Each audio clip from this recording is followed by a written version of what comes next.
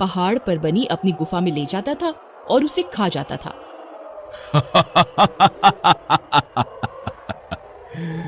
आज तो मजा ही आ गया। आज तो बहुत हट्टा कट्टा शिकार हाथ लगा है। इसे खाने में तो बहुत मजा आएगा। इसी दौरान बहुत से गांव वाले जख्मी भी हो जाते थे। अरे मर गए रे, ये राक्षस, तेरा नाश मिटे, मेरी तो टांग ही टूट गई। हाय रे, कोई मेरी मदद करो। लगता है सबके सब गांव वाले भाग गए। अरे कोई तो मेरी मदद करो। तभी उसका दोस्त हरिया वहां पहुंचता है। अरे कालिया, तुम्हें ज्यादा चोट तो नहीं लगी? हाय रे, मेरी तो टांग ही टूट गई। यार हरिया, हमें इस राक्षस का कुछ ना कुछ तो करना ही पड़ेगा। इस राक्षस ने तो हमारा जीना ही दुश्वार कर दिया है। जब भी इसका मन करता है ये हमारे गांव पर हमला कर देता है और न जाने कितने लोग इसके आतंक का शिकार बन जाते हैं। तुम सही कहते हो कालिया, हम गांव वालों को कुछ ना कुछ करना पड़ेगा। हम एक काम करते हैं, आज ही सब गांव वाले मिलकर गांव के मुखिया के पास चलते हैं और उनसे इस समस्या का समाधान निकालने को कहते हैं। फिर सब गांव वाले मिलकर मुखिया के पास जाते हैं। मुखिया जी, आज तो हद ही हो गई। वह राक्षस रामू को उठा के ले गया और बहुत से गांव वाले भी जख्मी हो गए हैं। अगर ऐसे ही चलता रहा तो हम सब गांव वालों को ये गांव छोड़ के जाना पड़ेगा। कृपा करके आप कोई समाधान निकालें। हम उस राक्षस का सामना नहीं कर सकते।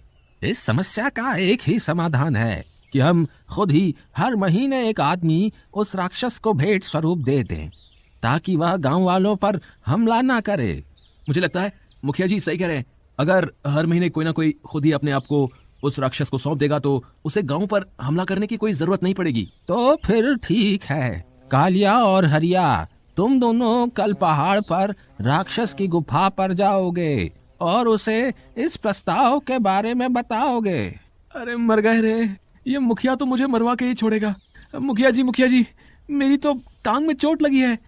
कृपा करके आप हरिया के साथ रमेश को भेज दे उस राक्षस के पास। नहीं कालिया, तुम रमेश से ज्यादा समझदार हो और तुमने उस राक्षस का सामना पहले भी किया हुआ है, इसलिए तुम ही जाओगे। ठीक है हुजूर, जैसी आपकी इच्छा। फिर कालिया और हरिया दोनों जंगल की ओर चल देते हैं। कुछ ही देर में वह राक्षस की गुफा के पास पहुंच जाते हैं। वह जैसे ही राक्षस की गुफा में घुसते हैं, वहां हर तरफ कंकाल का ढेर लगा होता है। वे बहुत डर जाते हैं। अरे मारे गए रे, लगता है ये सारे कंकाल गांव वालों के हैं। हे भगवान, मुझे बचाओ। ये राक्षस तो इंसानों को कच्चा ही खा रहा है। हमारा क्या होगा? कालिया तू डर मत, कुछ नहीं होगा। चल अंदर की ओर चलते हैं।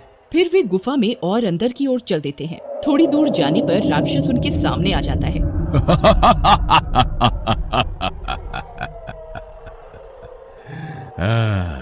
वाह, अभी तो मेरा भोजन खत्म भी नहीं हुआ था और तुम दोनों खुद ही मेरा भोजन बन कर आ गए।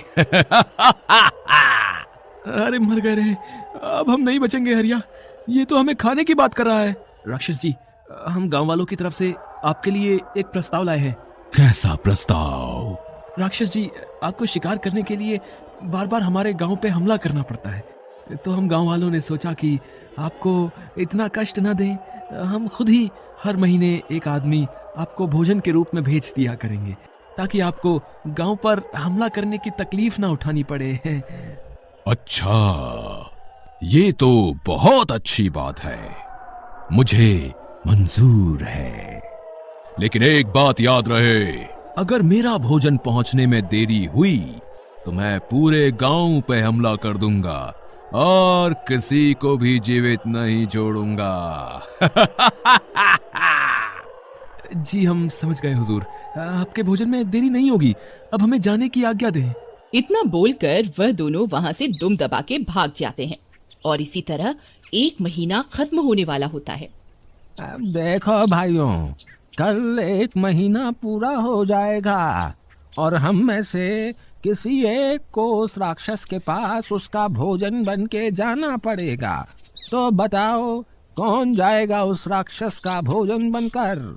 सभी गांव वाले एक दूसरे की तरफ देखते हैं। सभी बहुत डरे हुए होते हैं, लेकिन कोई जाने के लिए तैयार नहीं होता।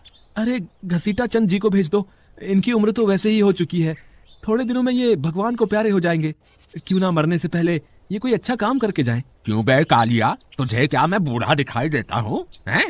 अभी तो मुझे एक और शादी करनी है। तू क्यों नहीं चला जाता राक्षस के पास? तेरे तो आगे पीछे कोई रोने वाला भी नहीं है। मुखिया जी, मैं कहीं नहीं जाने वाला, आप किसी और को चुन लें। देखो घसीटा चंद जी, इस गांव में सबसे उम्रदराज शख्स तो आप ही हैं। मुझे लगता है आप अपनी पूरी जिंदगी जी चुके हैं। राक्षस के पास आपको ही जाना पड़ेगा। अरे मूर्ख मुखिया, हैं? तेरा नाश मीटे, मुझे राक्षस का भोजन बनाने की बात कर रहा है। कालिया, एक काम करो, इनके हाथ पैर बांध कर इन्हें राक्षस के पास छोड़ आओ। ठीक है मुखिया जी, जैसी आपकी आज्ञा। फिर वे गांव वाले घसीटा चंद के हाथ पैर बांधकर उन्हें राक्षस के पास ले जाने लगते हैं। अरे मर गया रे, अरे मूर्ख गांव वालों, तुम्हारा नाश मीटे, मुझे क्यों लेकर जा रहे हो? मुझे छोड़ दो, हे भगवान मुझे बचाओ। फिर गांव वाले उस राक्षस की गुफा में पहुंच जाते हैं।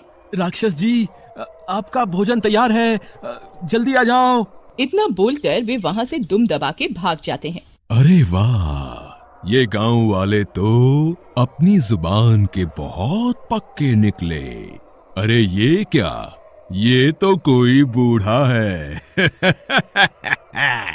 हे राक्षस जी, मुझे छोड़ दो, मैं तो बूढ़ा हूँ, आपको मुझे खाकर क्या मिलेगा? मेरे अंदर तो मांस भी नहीं है, मैं तो हड्डियों का ढांचा हूँ। इस बुढ़े को यहाँ भेजकर इन गांव वालों ने मेरे साथ धोखा किया है। ए बुढ़े, तू मेरे किसी काम का नहीं है, भाग यहाँ से। और गांव के मुखिया को कह दियो, अगर 1 घंटे में मेरा भोजन नहीं भेजा तो मैं पूरे गांव पे हमला कर दूंगा। अरे भागो रे, अपनी जान बचा के भागो। अरे हरिया, देख तो, ये बुढ़ा तो भागता हुआ यहीं आ रहा है। लेकिन ये बच कैसे गया?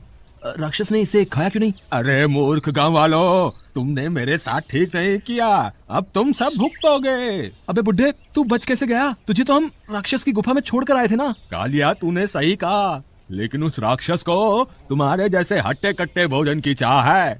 उसने कहा है अगर 1 घंटे में उसे भोजन नहीं मिला तो वो पूरे गांव पर हमला कर देगा। अब क्या करें? अब हमें कोई जवान आदमी को भेजना पड़ेगा। बताओ, कौन अपनी कुर्बानी देकर पूरे गांव की रक्षा करेगा? सब गांव वाले एक दूसरे की तरफ देखते हैं, लेकिन किसी की भी हिम्मत नहीं पड़ती। मुखिया जी, अगर इस गांव के किसी भी मर्द में अपनी कुर्बानी देने की हिम्मत नहीं है तो मैं जाऊंगी, मुझे जाने की आज्ञा दें। हाँ हाँ मुखिया जी, ये सही कह रही है, मीरा को ही जाने दे। अरे चुप कर कालिया, अगर हम मर्दों के रहते एक औरत राक्षस के पास चली गई तो आसपास के गांव में हम मर्दों की क्या इज्जत रह जाएगी? नहीं नहीं मीरा, मर्दों के रहते तुम्हें जाना पड़े, इससे शर्म की बात हमारे लिए और कोई नहीं होगी। लेकिन मुखिया जी, जब कोई मर्द जाने को तैयार ही नहीं है तो फिर किसी न किसी को तो जाना ही होगा ना। कोई मर्द है जो अपनी इच्छा से उस राक्षस के पास भोजन बनकर जाए? सब गांव वाले एक दूसरे की तरफ देखते हैं, लेकिन कोई जाने को तैयार नहीं होता। मुखिया जी, कोई फायदा नहीं है, ये सब डरपोक हैं, मुझे जाने की आज्ञा दें। फिर मीरा हाथ में मशाल लिए अकेले ही जंगल की ओर चल देती है। अरे तुम्हें पता चला, मीरा राक्षस का भोजन बनकर गई है, हमें उसकी मदद करनी चाहिए। हाँ हाँ, तुम सही कहती हो, चलो हम सब उसके पीछे चलते हैं। वहीं दूसरी तरफ मीरा राक्षस के पास पहुँच जाती है। हे राक्षस, मैं तुम्हारा भोजन बनकर आई हूँ, तुम मुझे खा सकते हो। तुम्हारे गांव में कोई आदमी नहीं बचा क्या जो उन्होंने तुम्हें भेज दिया? तभी गांव की सारी औरतें हाथों में मशाल लिए वहां पहुंच जाती हैं। अरे ये क्या, इतनी सारी औरतें कहां से आ गईं? तुम अकेली नहीं हो मीरा, हम भी तुम्हारे साथ हैं। आज इस राक्षस को मजा चखा कर ही रहेंगे। फिर वे सारी औरतें उस राक्षस पर मशालों से हमला कर देती हैं। राक्षस डर के मारे भागने लगता है और भागते भागते पहाड़ी से नीचे गिर जाता है और मर जाता है। अरे देखो, ये राक्षस तो पहाड़ी से गिरकर मर गया। और इस तरह गांव की सब औरतें मिलकर उस राक्षस पर विजय प्राप्त करती हैं।